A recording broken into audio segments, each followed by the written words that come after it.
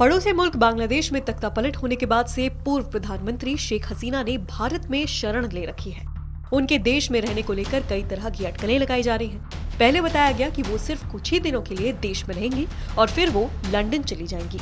इस बारे में भारत और ब्रिटेन सरकार के विदेश मंत्रालयों के बीच लगातार संपर्क बना हुआ है, लेकिन ब्रिटिश सरकार ने इस पर अभी तक स्थिति साफ नहीं की है। साफ है कि पूर्व पीएम शेख हसीना का भारत में स्टे लंबा हो सकता है।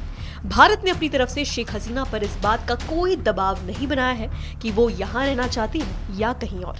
शेख हसीना फिलहाल दिल्ली में एक हाई सिक्योरिटी जगह पर रुकी हुई है। इस सब के बीच ये भी अटकलें लगाई जा रही हैं कि शेख हसीना के भारत में रुकने से भारत और बांग्लादेश की अंतरिम सरकार के संबंधों में बदलाव हो सकता है। इसका जवाब अंतरिम सरकार के विदेश सलाहकार मोहम्मद तौहीद हुसैन ने खुद दे दिया है। दरअसल रिपोर्ट्स बताती हैं कि हुसैन से एक इंटरव्यू में पूछा गया कि अगर हसीना का भारत में स्टे बढ़ा दिया जाता है तो क्या भारत के साथ बांग्लादेश के द्विपक्षीय संबंध प्रभावित होंगे। इसके जवाब में उन्होंने कहा, ये एक काल्पनिक प्रश्न है। किसी देश में रहने से उस देश के साथ संबंधों पर क्या असर पड़ेगा? ऐसा होने का कोई कारण नहीं है। द्विपक्षीय संबंध आपसी हितों के बारे में है और दोस्ती इन हितों पर निर्भर करती है। उन्होंने कहा कि अगर हितों को नुकसान पहुंचाया जाता है तो दोस्ती नहीं चलती।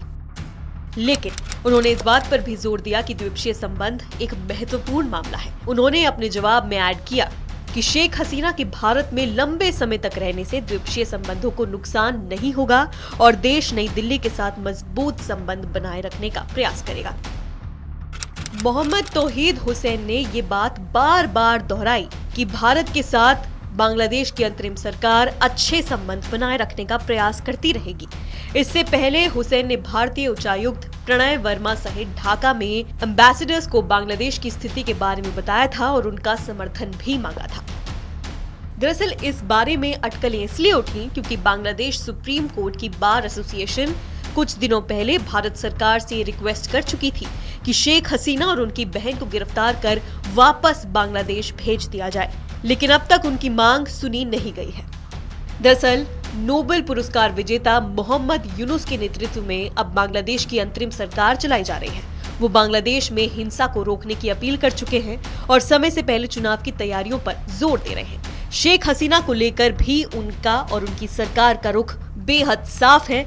वो हसीना को सिर्फ एक कातिल के रूप में देख रहे हैं। इसीलिए वो चाहते हैं कि शेख हसीना की जल्द से जल्द बांग्लादेश में वापसी हो।